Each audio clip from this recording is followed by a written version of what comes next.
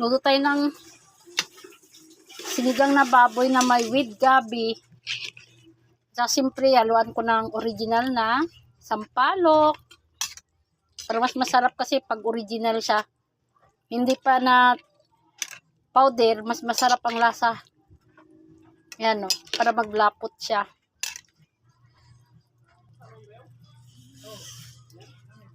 Haluan ko siya ng sampalok. Sampalok na bunga. Hindi yung powder. Yan.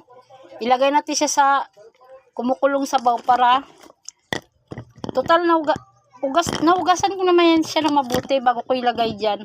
Kasi para yung asim niya dyan mapunta sa sabaw. Tapos pag lumambot na yung sampalok, bago hanguin ko, bago durug-durugin natin para yung